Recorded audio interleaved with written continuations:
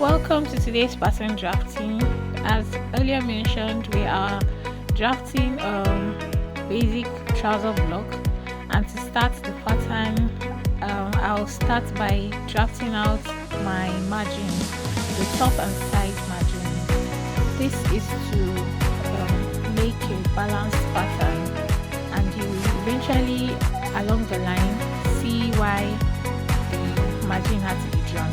So for the top and side margins, I'm using 5 inches each, 5 inches at the top and 5 inches by one of the sides.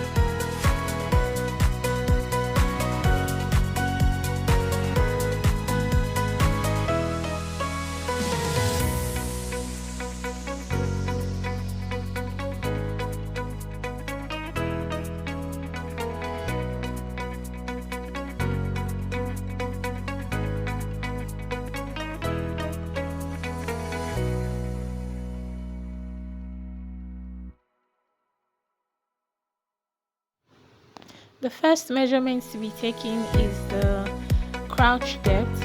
For you to get the crouch depth, it's better for you to measure it on the body of the pattern owner. For me, my crouch depth is 10 inches. So from the top of the margin down, I measure the 10 inches, and then by the side, I'm measuring 1/4 of my hip measurement. In this pattern, my hip is 42. So 1/4 of my hip measurement is 10.5. So that will create a box effect, as you eventually see. I'm using a marker now to draw the lines so that it can show better, as I can see that the pencil was not showing clearly on the paper. So I'm using the marker to remark the lines.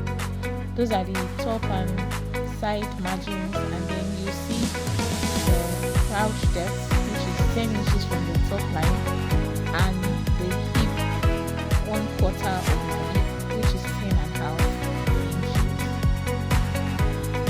So on the crouch depth, there's an extension where the curvy part of your crouch will be.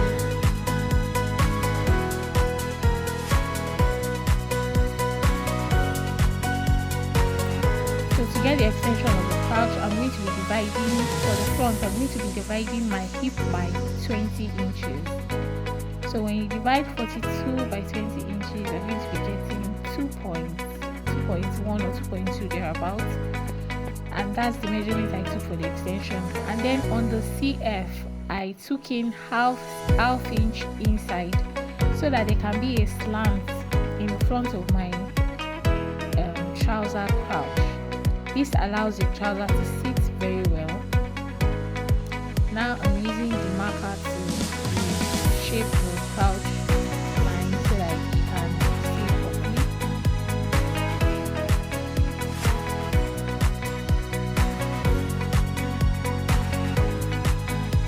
After that, we're going to be measuring the waist. My waist is 32, so I'm going to divide the waist by 4.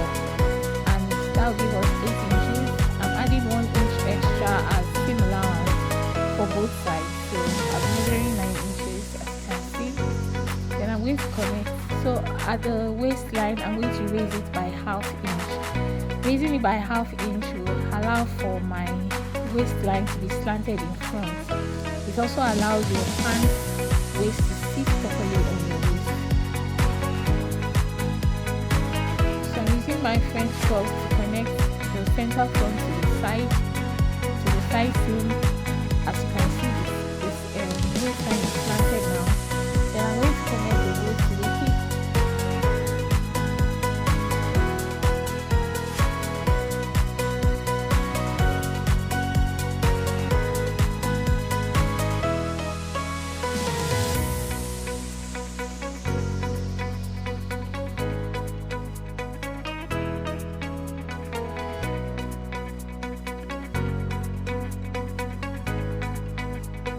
Now we are going to get the center of the pattern.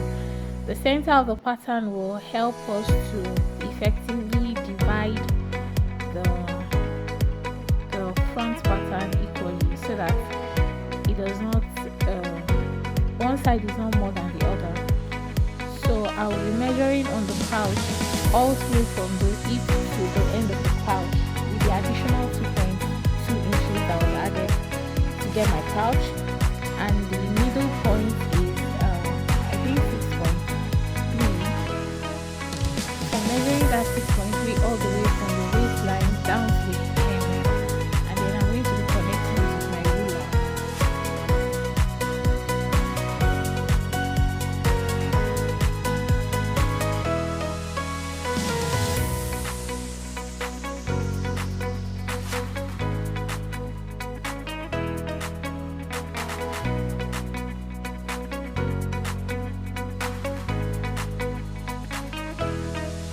Make sure the line is straight so that you can evenly distribute the thigh measurement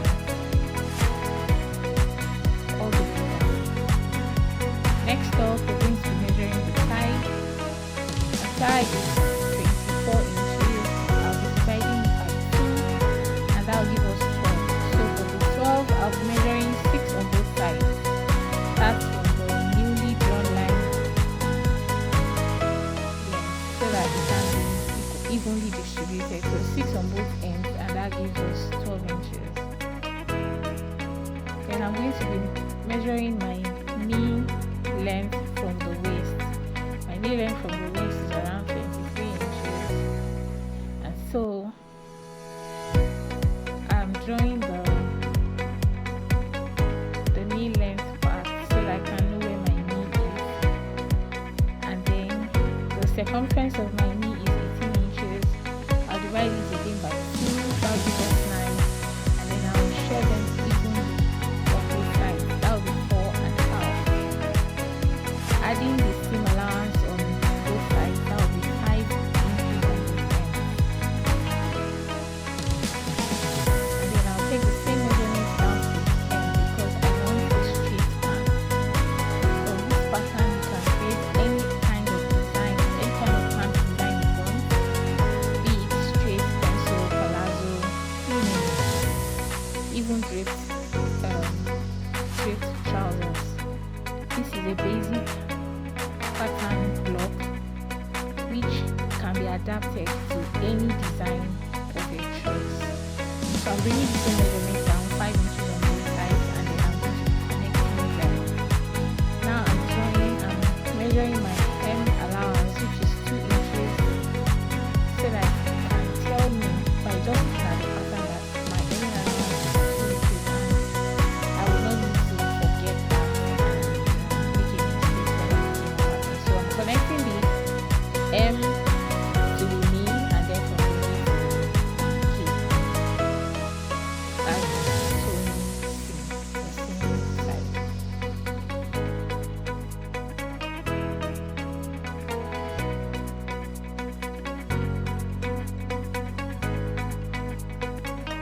And that's the hem allowance.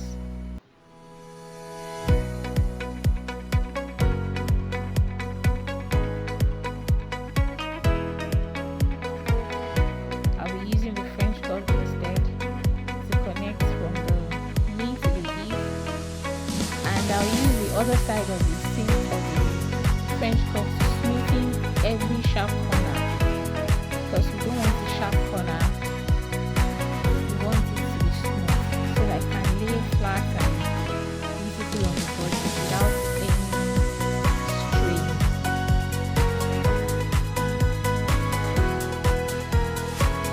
And there are front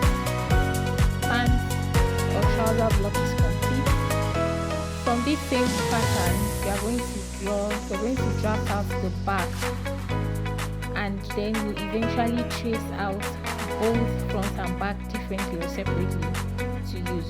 So right now, from that crouch part, I'm measuring 1 inch at the crouch and 1.5 inch on the waistline to draw a different crouch line for the back.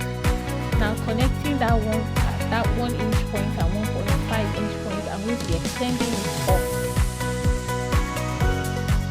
because my crouch depth at the back is going to be longer. Now I'm measuring 2 inches up, so that when I sit down, the back of my trouser is not completely up. I'm measuring my waist, which is 9 inches, and I'm also still adding the 5-inch extension that I added to the front, so that I can be balanced also at the back. I'm going to be connecting them now.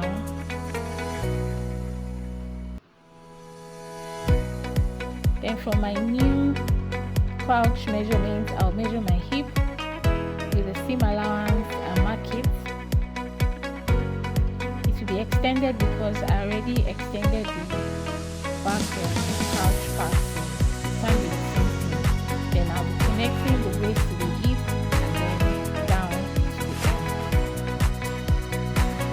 Please make sure you use the correct side of your French curl.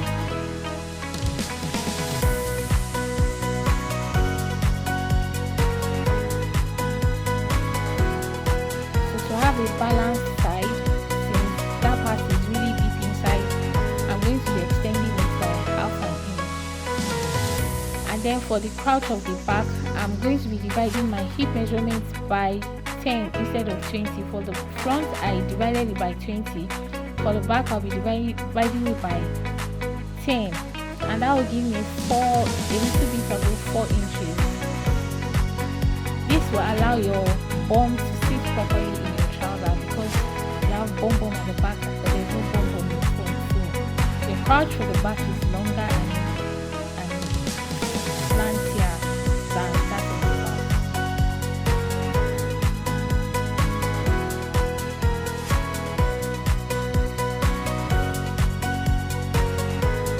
So I'm going to be connecting the side seam down, the inner seam. Camera is not showing it yet, but eventually you see it. It's a little bit extended more than the front, about 1 inch or less. Then this is the 1/2 inch I talked about. I'm going to connect it now and then just take the line down to the end.